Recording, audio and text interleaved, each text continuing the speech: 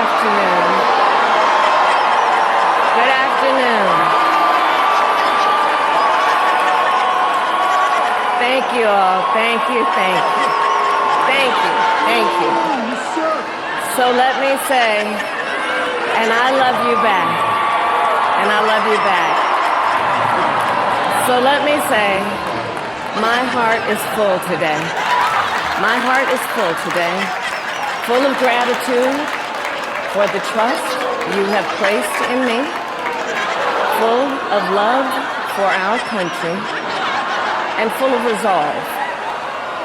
The outcome of this election is not what we wanted, not what we fought for, not what we voted for, but hear me when I say,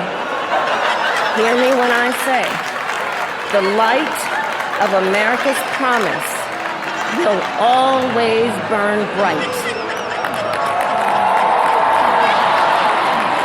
As long as we never give up, and as long as we keep fighting.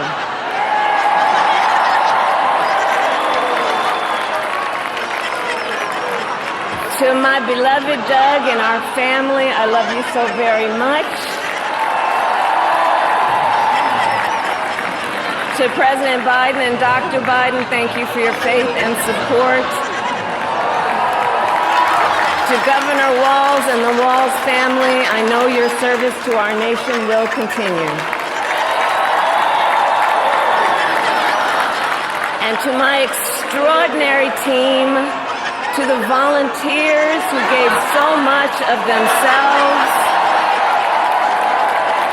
to the poll workers and the local election officials, I thank you all. Look, I am so proud of the race we ran, and the way we ran it, over the 107 days of this campaign. We have been intentional about building community and building coalitions, bringing people together from every walk of life and background, united by love of country with enthusiasm and joy in our fight for America's future. And we did it with the knowledge that we all have so much more in common than what separates us. Now, I know folks are feeling and experiencing a range of emotions right now. I get it. But we must accept the results of this election. Earlier today, I spoke with President-elect Trump and congratulated him on his victory. I also told him that we will help him and his team with their transition, and that we will engage in a peaceful transfer of power.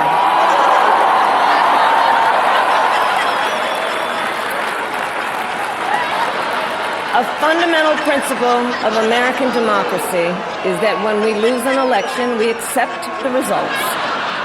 That principle, as much as any other, distinguishes democracy from monarchy or tyranny, and anyone who seeks the public trust must honor it. At the same time, in our nation, we owe loyalty not to a president or a party, but to the Constitution of the United States.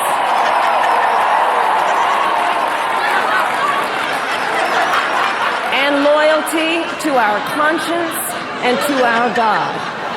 My allegiance to all three is why I am here to say, while I concede this election, I do not concede the fight that fueled this campaign.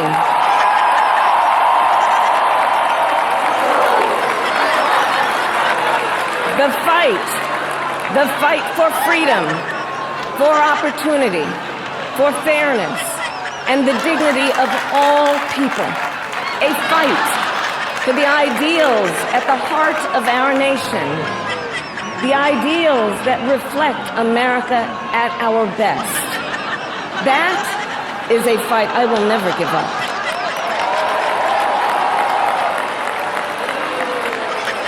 I will never give up the fight for a future where Americans can pursue their dreams, ambitions, and aspirations, where the women of America have the freedom to make decisions about their own body and not have their government telling them what to do.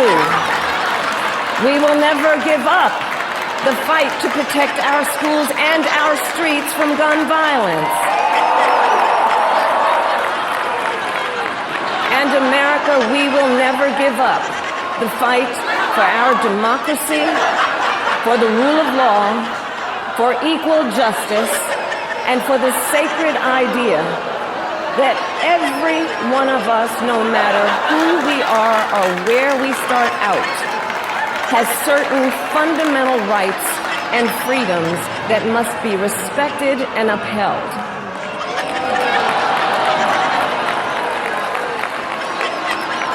And we will continue to wage this fight in the voting booth, in the courts, and in the public square. And we will also wage it in quieter ways, in how we live our lives, by treating one another with kindness and respect, by looking in the face of a stranger and seeing a neighbor, by always using our strength to lift people up, to fight for the dignity that all people deserve. The fight for our freedom will take hard work, but like I always say, we like hard work. Hard work is good work. Hard work can be joyful work. And the fight for our country is always worth it. It is always worth it.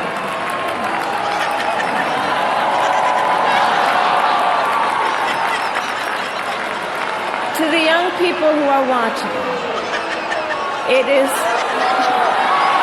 I love you.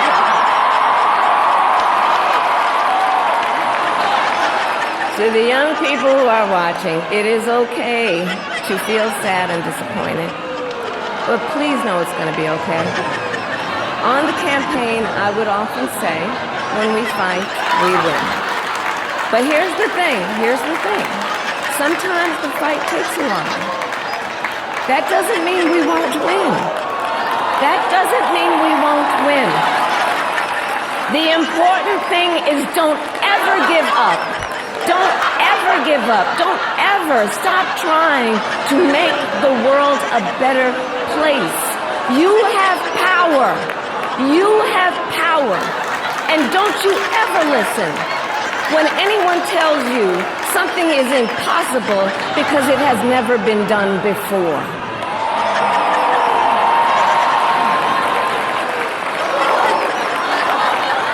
You have the capacity to do extraordinary good in the world. And so to everyone who is watching, do not despair. This is not a time to throw up our hands. This is a time to roll up our sleeves. This is a time to organize, to mobilize, and to stay engaged for the sake of freedom and justice and the future that we all know we can build together. Look, many of you know I started out as a prosecutor, and throughout my career I saw people at some of the worst times in their lives.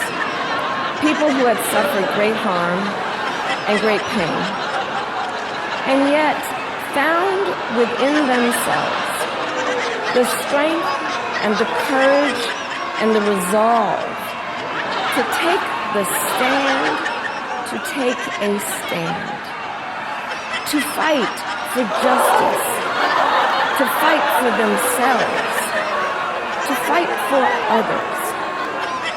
So let their courage be our inspiration.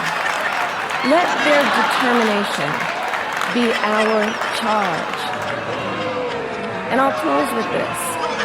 There's an adage an historian once called a law of history, true of every society across the ages. The adage is, only when it is dark enough can you see the stars.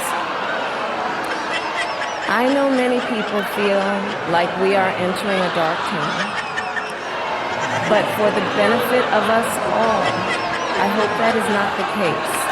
But here's the thing, America, if it is, let us fill the sky with the light of a brilliant, brilliant billion of stars. The light of optimism, of faith, of truth, and service.